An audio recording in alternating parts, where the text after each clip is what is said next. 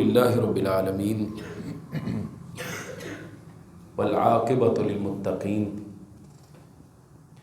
اللہم صلی علی محمد وعلی آل محمد کما صلیت علی ابراہیم وعلی آل ابراہیم انک حمید مجید اللہم بارک علی محمد وعلی آل محمد کما بارکت علی ابراہیم وعلی آل ابراہیم انک حمید مجید رب اشرح لی صدری ویسر لی امری واحلل عقدۃ من لسانی یفقہوا قولی سبحانک لا علم لنا الا ما علمتنا انک انت العلیم الحکیم اللہم انفعنا بما علمتنا وعلمنا ما ينفعنا وزدنا علما۔ حضرت ابو ہریرہ رضی اللہ تعالی عنہ سے مروی ہے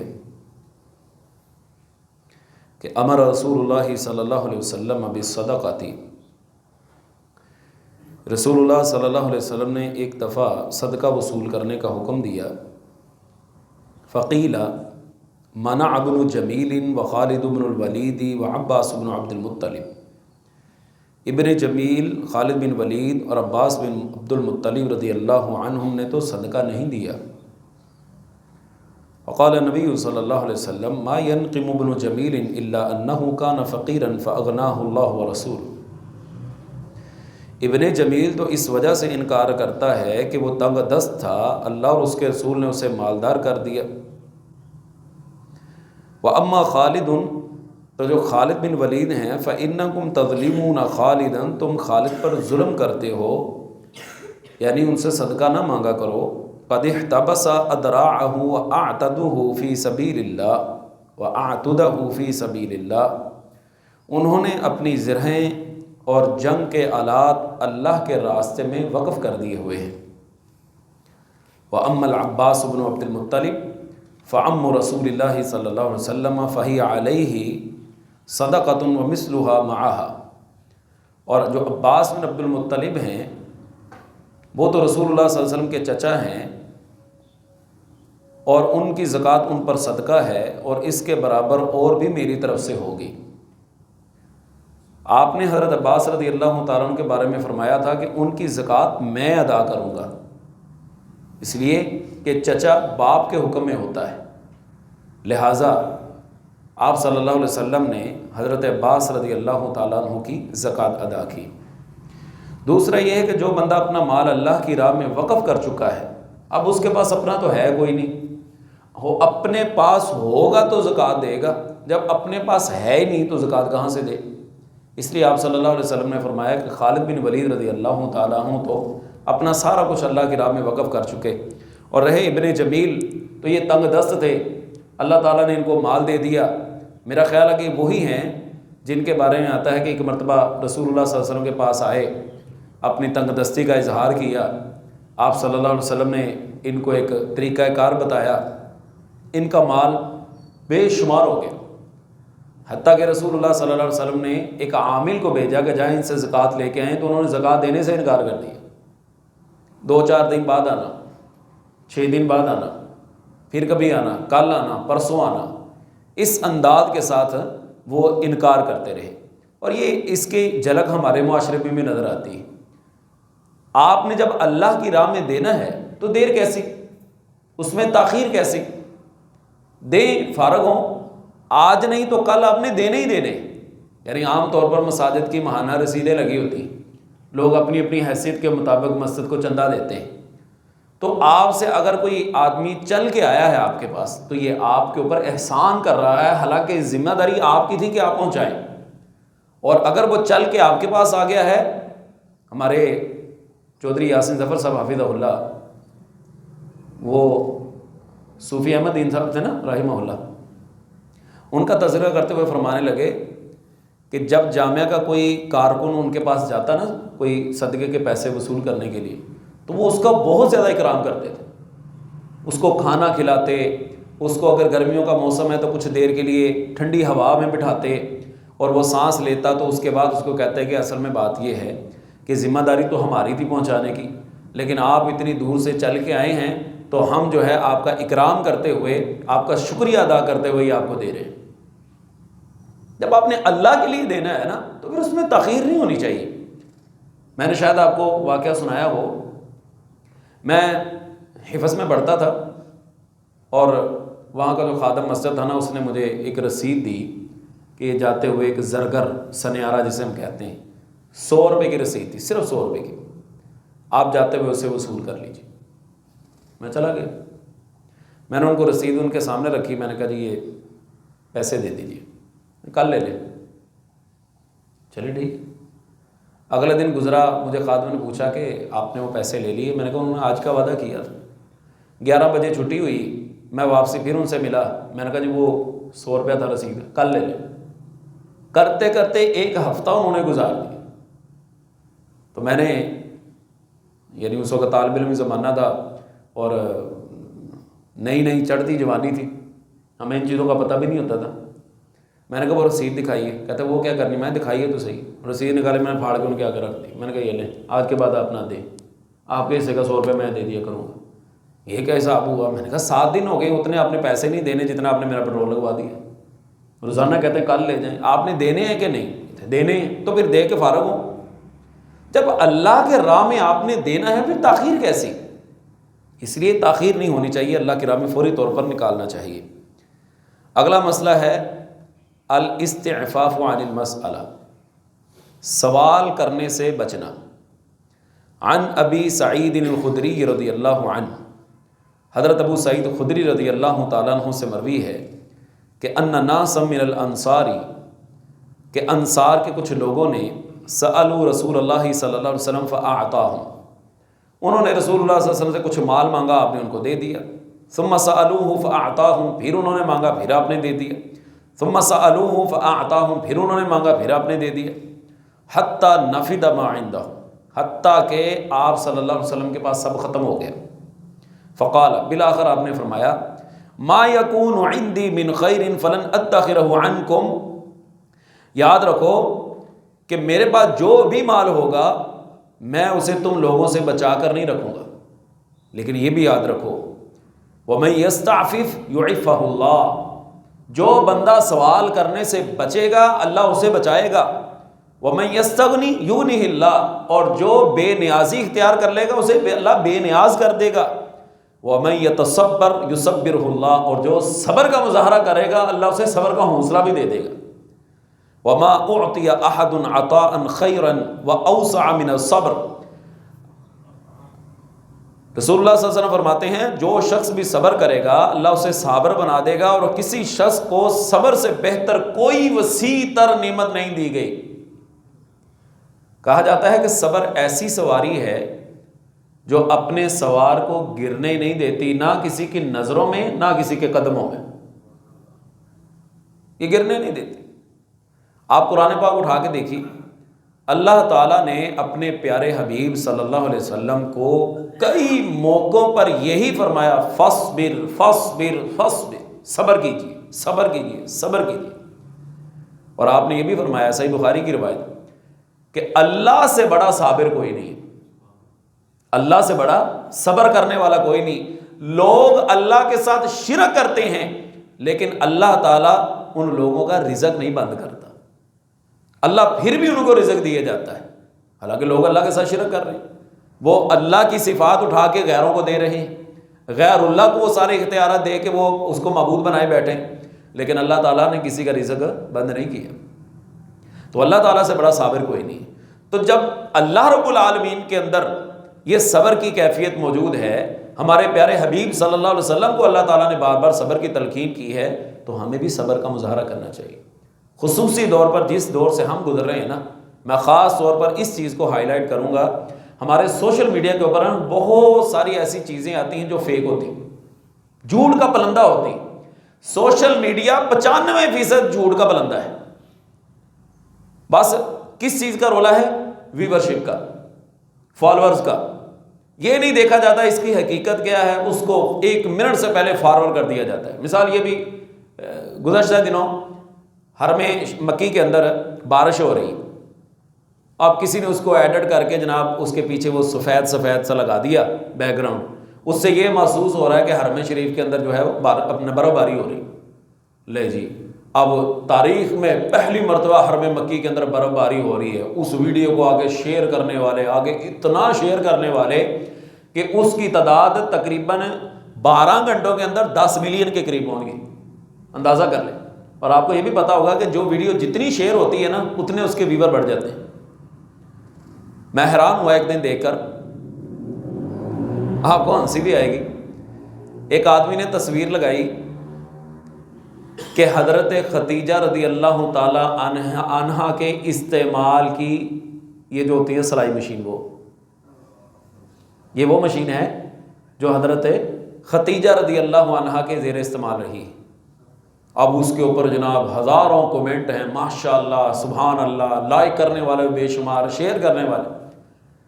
ہم طالب علموں کی طرح عادت ہے کہ ہم ان کو ریسرچ کے معاملے میں لے جاتے ہیں۔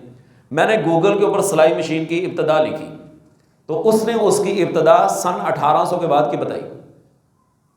سن 1800 کے بعد کی ایجاد ہے وہ، یعنی یہ 2022 چل رہا ہے اور 1444 ہجری چل رہا ہے۔ آپ اس کو 200 سال بیچ میں سے نکال دیں تو 1244 بن جائے گا، یعنی 200 سال پرانی ہے سلائی مشین۔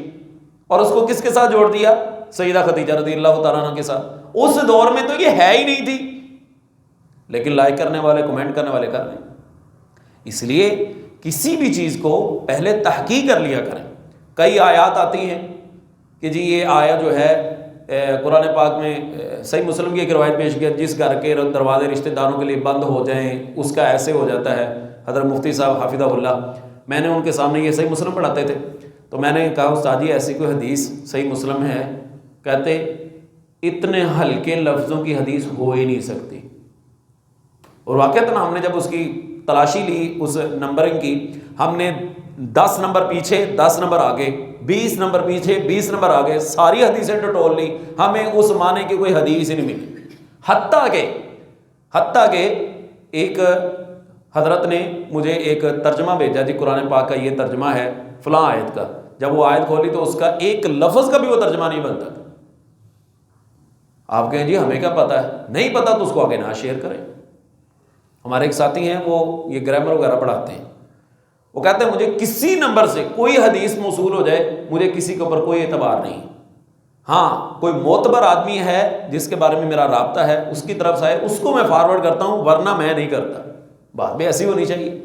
اس لیے ان چیزوں کا ہمیں لحاظ رکھنا چاہیے۔ یہ ضمناً ایک بات بیچ میں آ گئی ہے، ہمیں ان چیزوں کا خیال کرنا چاہیے کہ میری وجہ سے کوئی غلط بات آگے شیئر نہ ہو جائے۔ اب وہ بندہ دیکھنے والا، سننے والا اس پر عمل کر لے گا، اس کا وبال میرے سر پہ، اس کا وبال میرے سر پہ۔ اس لیے جو سکہ لوگ ہیں، اللہ تعالیٰ فرماتے ہیں فَاسْأَلُوا أَهْلَ الذِّكْرِ إِن كُنتُمْ لَا تَعْلَمُونَ، اگر تمہیں کسی چیز کا علم نہیں ہے تو اہل علم سے پوچھ لو، بِالْبَيِّنَاتِ وَالزُّبُرِ، اور اس کی دلیل بھی طلب کرو۔ دلیل کے ساتھ پوچھو کہ حضرت یہ جو مسئلہ میں نے سنا ہے، یہ پڑھا ہے، یا مجھے یہ میسج آیا، یہ کنفرم ہے، اس کی کنفرمیشن ہے، تاریخ میں ایسا کوئی واقعہ ملتا ہے، احادیث میں ایسی کوئی حدیث ہے، اس کا اگر ثبوت موجود ہے، اہل علم آپ کو رہنمائی کر دیں گے کہ جی ہاں یہ موجود ہے، نہیں ہے تو تب بھی آپ کو بتا دیں گے۔ بہت ساری روایات آپ کے سامنے سے بھی گزرتی ہوں گی، ایسے ہی اس کو جو ہے رسول اللہ صلی اللہ علیہ وسلم کے نام کے ساتھ جوڑ کر آگے شیئر کر دیا جاتا ہے۔ مثال کے طور پر، پتہ نہیں یہ بنانے والا کوئی آرائیوں کے ساتھ نہ تعلق رکھتا ہو کہ جی جو کوئی جس شہر میں جائے تو وہاں کا پیاز لازمی کھائے، آپ نے فرمایا کہ اسے اس شہر کی کوئی بیماری نہیں لگے گی، ایسی کوئی حدیث ہی نہیں۔ جس نے جی فلاں مہینے کی سب سے پہلے خوشخبری سنائی اس کے لیے جنت واجب، واہ کیا بات ہے، جنت کتنی سستی ہو گئی کہ ایک مہینے کی خوشخبری دینے سے واجب ہوگی، تو کیا ضرورت ہے نمازیں پڑھنے کی، ہمیں اتنی محنت کرنے کی کیا ضرورت، اپنا وقت نکال کے قرآن پاک پڑھتے ہیں، کیا ضرورت ہے، ایک مہینے کی خوشخبری دو جنت پاؤ۔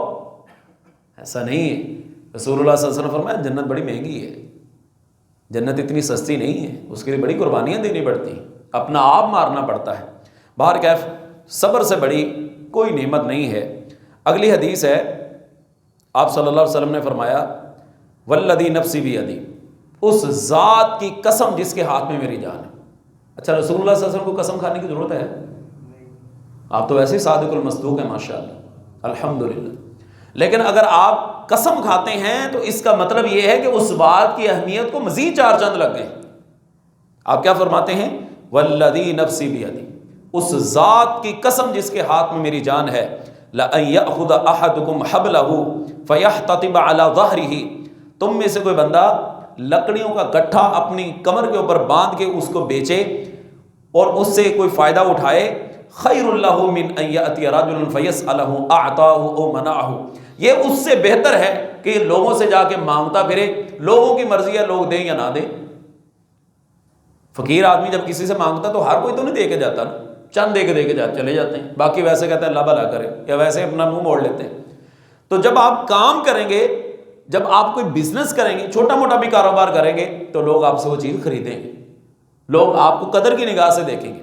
اور رسول اللہ صلی اللہ علیہ وسلم فرمایا نا، بہترین کمائی حضرت داؤد علیہ السلام کی۔